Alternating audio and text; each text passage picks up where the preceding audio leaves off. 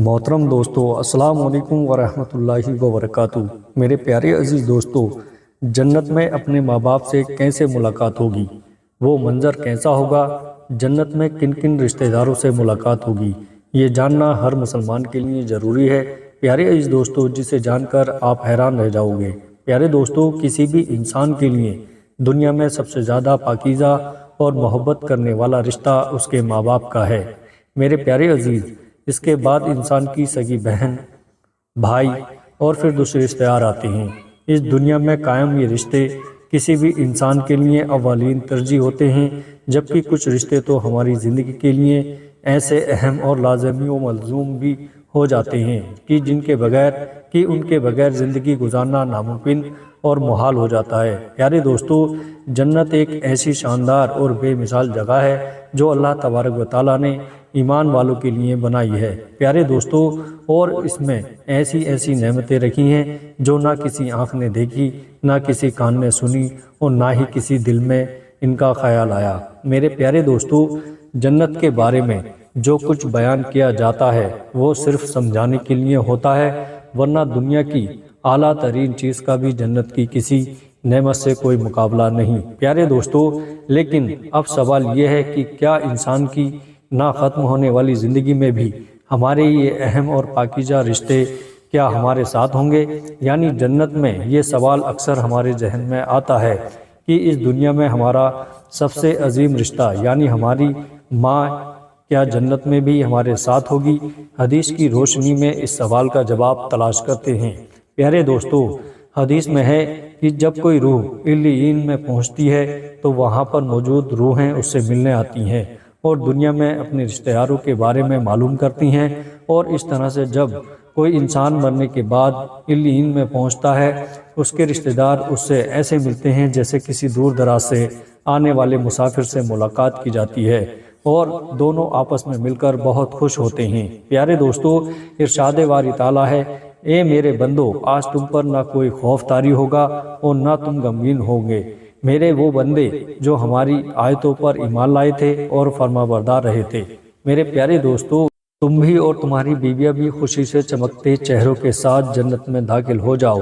ان کے آگے سونے کے پیالے اور گلاس گردش میں لائے جائیں گے، اور پیارے دوستو، اس جنت میں ہر وہ چیز ہوگی جس کی دلوں کو خواہش ہوگی اور جس میں آنکھوں کو لذت حاصل ہوگی، اور ان سے کہا جائے گا کہ اس جنت میں تم ہمیشہ رہو گے۔ پیارے دوستو، ان آیات سے یہ بات ثابت ہوتی ہے کہ جنتی مردوں کی بیویاں بھی جنت میں ان کے ساتھی ہوں گی اور ایک ساتھ ہی جنت میں رہیں گے۔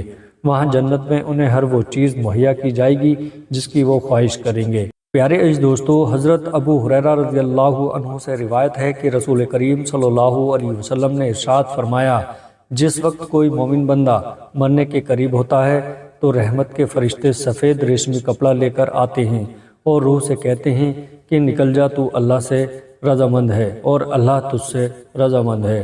پیارے دوستو، اللہ تعالیٰ کی رحمت کی جانب، اس کے رزق کی جانب اور اپنے پروردگار کی جانب جو کہ غضبناک نہیں ہے، پھر وہ روح اس طرح معطر حالت میں نکل جاتی ہے جس طرح سے عمدہ خوشبودار مشک، اور فرشتے ہاتھ پر اسے اٹھائے ہوئے آسمان کے دروازوں پر لے جاتے ہیں۔ پیارے دوستو، تو آسمان والے فرشتے کہتے ہیں کیا عمدہ خوشبو ہے جو کہ زمین سے آئی ہے، اور پھر اس کو اہل ایمان کی ارواح کے پاس لاتے ہیں تو وہ ارواح خوش ہوتی ہے، اور یہ خوشی اس خوشی سے بھی زیادہ ہوتی ہے جو کسی بچھڑے ہوئے کی آمد سے انسان کو میسر آتی ہے۔ پھر وہ پہلے سے موجود مومنین اس نئے آنے والے سے دریافت کرتے ہیں کہ فلاں آدمی نے کیا کیا اور فلاں آدمی کا کیا ہوا، یعنی جس شخص کو دنیا میں چھوڑ کر گئے تھے اب وہ کس طرح کے کاموں میں مشغول ہے، اور پھر انہی میں سے چند ارواح آپس میں ایک دوسرے سے کہتی ہیں کہ ابھی ٹھہر جاؤ اور اسے چھوڑ دو۔ پیارے دوستو، کیونکہ یہ دنیا کے غم میں مبتلا تھا، یہ روح پوچھتی ہے کہ کیا وہ شخص ابھی تک تم لوگوں کے پاس نہیں پہنچا؟ وہ تو کب کا مر چکا تھا۔ اس پر وہ روح کہتی ہے کہ پھر تو وہ جہنم میں گیا ہوگا۔ پیارے عزیز دوستو، پیارے نبی حضرت محمد مصطفیٰ صلی اللہ علیہ وسلم نے فرمایا کہ تمہارے اعمال تمہارے ان رشتہ داروں اور خاندان والوں کے سامنے جو آخرت یعنی عالم برزخ میں ہے پیش کیے جاتے ہیں۔ اگر نیک کام ہو تو وہ خوش ہوتے ہیں اور کہتے ہیں کہ اے اللہ، تیرا فضل اور رحمت ہے بس اپنی یہ نعمت اس پر پوری کر اور اس کو موت دے۔ پیارے دوستو، اسی طرح ان پر گناہگار شخص کا عمل بھی پیش ہوتا ہے تو کہتے ہیں اے اللہ اس کے دل میں نیکی ڈال دے جو تیری رضا اور قرب کا سبب ہو جائے۔ مختلف روایت سے یہ معلوم ہوتا ہے کہ جنت میں مختلف رشتہ دار ایک دوسرے کو پہچانتے ہوں گے اور ایک دوسرے سے ملتے جلتے رہیں گے، اور ان میں سے بعض کو ایک ساتھ رکھا جائے گا۔ اور سورہ طور کی آیت نمبر 21 میں اللہ تعالیٰ کا فرمان ہے، اور جو لوگ ایمان لائے اور ان کی اولاد نے بھی ایمان میں ان کی پیروی کی تو ان کی اولاد کو میں انہی کے ساتھ شامل کر دوں گا اور ان کے اعمال میں سے کسی چیز کی کمی نہیں کروں گا۔ حضرت ابن عباس رضی اللہ تعالیٰ عنہ سے مروی ہے، بے شک اللہ تعالیٰ مومن کی آنکھوں کو ٹھنڈا کرنے کے لیے اس کی اولاد کو ان کے اصل مقام بلند کر کے اس کے پاس اس کے درجے میں پہنچا دے گا، اگرچہ یہ اولاد اپنے اعمال کے اعتبار سے اس درجے تک نہ پہنچتی ہو۔ پھر آپ صلی اللہ علیہ وسلم نے یہ آیت تلاوت فرمائی، اور جو لوگ ایمان لائے ہیں اور ان کی اولاد نے بھی ایمان میں ان کی پیروی کی، اس سے معلوم ہوتا ہے کہ انسانوں کی اولاد کو اس کی خواہش کے مطابق ان کے ساتھ ہی رکھا جائے گا۔ جو لوگ جنت میں جائیں گے تو یقیناً یہ وہ لوگ ہوں گے جنہوں نے اس دنیا میں نیک اعمال کیے ہوں گے، جبکہ ایسے لوگ بھی ہوں گے جنہوں نے گناہ کیے ہوں گے لیکن اپنے گناہوں پر شرمندہ ہو کر اس دنیا میں ہی اللہ سے معافی مانگ لی ہو اور صدقے دل سے توبہ استغفار کر لیا ہو تو اللہ تعالیٰ ان کو معاف فرما کر جنت میں داخل کرے گا، جہاں اللہ تعالیٰ ان کی ہر خواہش پوری فرما دے گا۔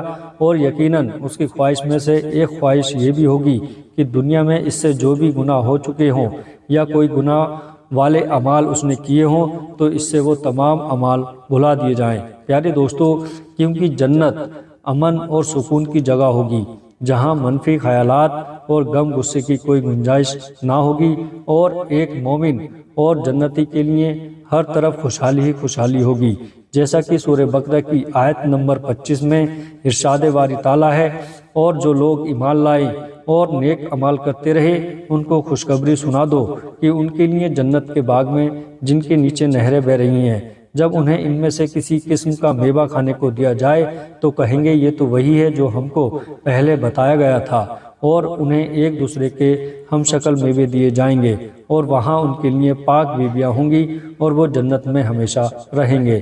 پیارے دوستو، ایک اور حدیث میں ہے کہ رسول اللہ صلی اللہ تعالیٰ علیہ وسلم نے فرمایا، جب اہل جنت میں داخل ہوں گی اور ان میں سے کسی کو اپنے بھائیوں اور رشتہ داروں سے ملنے کی خواہش ہوگی تو اس کا بستر اسے اڑا کر ان کے بستروں کے برابر پہنچا دے گا، اور پھر دونوں تکیہ لگا کر دنیا میں گزرے ہوئے دنوں کے بارے میں باتیں کرنے لگیں گے۔ ان میں سے ایک اپنے ساتھی سے کہے گا کہ اے فلاں، تمہیں یاد ہے کہ اللہ نے فلاں دن اور فلاں جگہ پر ہماری مغفرت فرمائی تھی، اس طرح کہ ہم نے اللہ سے دعا کی تھی اور اللہ نے ہمیں مغفرت کا پروانہ عطا فرما دیا تھا۔ پیارے دوستو، رسول کریم صلی اللہ تعالیٰ علیہ وسلم کے مزاج مبارک کے بارے میں متعدد احادیث مبارکہ میں بیان کیا گیا ہے کہ آپ صلی اللہ علیہ وسلم انتہائی شگفتہ مزاج تھے اور نرمی محبت سے اور مسکرا کر بات کیا کرتے تھے، تاہم کئی بار آپ صلی اللہ علیہ وسلم بے اختیار ہنس بھی دیتے، مگر یہ اس وقت ہوتا جب آپ صلی اللہ علیہ وسلم آخرت کے حالات بیان فرما رہے ہوتے تھے۔ امام اسقلانی رحمۃ اللہ علیہ فرماتے ہیں، یہ کہا گیا ہے کہ آپ صلی اللہ تعالیٰ علیہ وسلم صرف آخرت کے امور میں ہنسا کرتے تھے، اگر کوئی معاملہ دنیا سے متعلق ہوتا تو اس پر آپ صلی اللہ علیہ وسلم صرف تبسم فرمایا کرتے تھے۔ آپ صلی اللہ علیہ وسلم نے ایک بار صحابہ اکرام کو آگاہ کیا کہ روز محشر جب کسی کو جہنم سے نکال کر جنت میں بھیجا جائے گا تو اس کی حالت کیا ہوگی؟ اس پر آپ صلی اللہ تعالیٰ علیہ وسلم نے ہنس کر واقعے کا احوال بیان کیا۔ بخاری شریف اور مسلم شریف میں یہ متعلق اہل حدیث مبارک یوں بیان کی گئی ہے۔ حضرت عبداللہ بن مسعود رضی اللہ تعالیٰ عنہ سے روایت ہے کہ حضور نبی اکرم صلی اللہ علیہ وسلم نے فرمایا، مجھے اچھی طرح معلوم ہے کہ سب سے آخر میں جہنم سے کون نکالا جائے گا یا سب سے آخر میں کون جنت کے اندر داخل ہوگا۔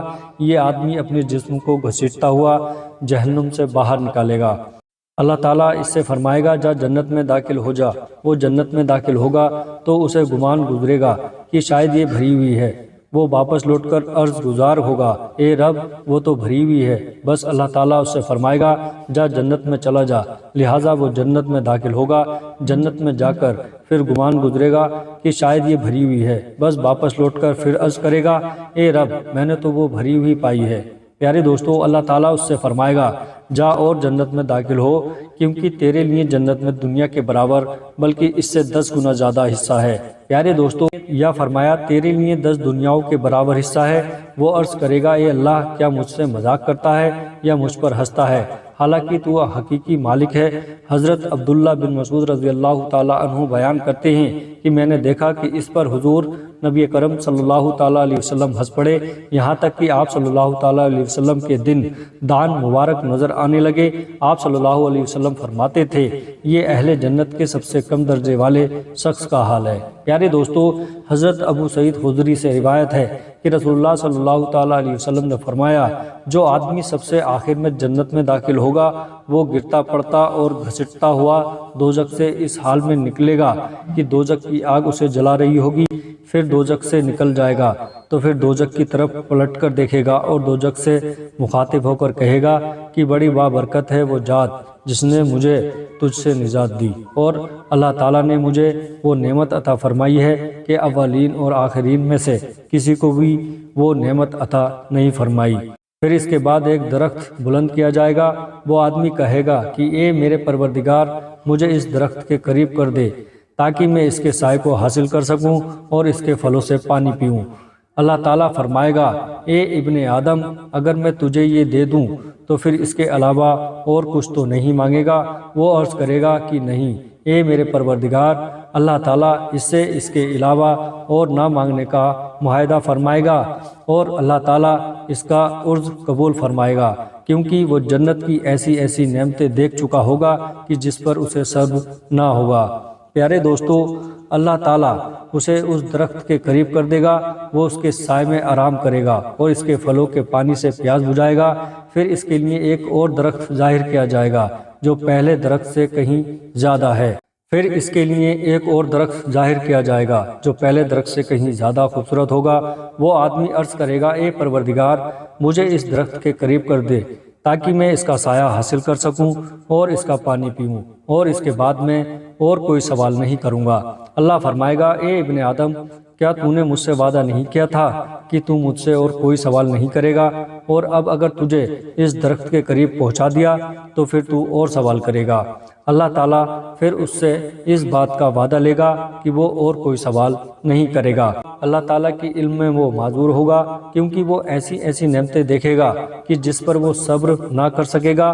پھر اللہ تعالیٰ اس کو درخت کے قریب کر دے گا اور اس کے سائے میں آرام کرے گا اور اس کو پانی پیے گا۔ پھر اسے جنت کے دروازے پر ایک درخت دکھایا جائے گا جو پہلے دونوں درختوں سے زیادہ خوبصورت ہوگا۔ وہ آدمی کہے گا اے میرے رب مجھے اس درخت کے قریب فرما دے تاکہ میں اس کے سائے میں آرام کروں اور پھر اس کا پانی پیوں اور اس کے علاوہ کوئی اور سوال نہیں کروں گا۔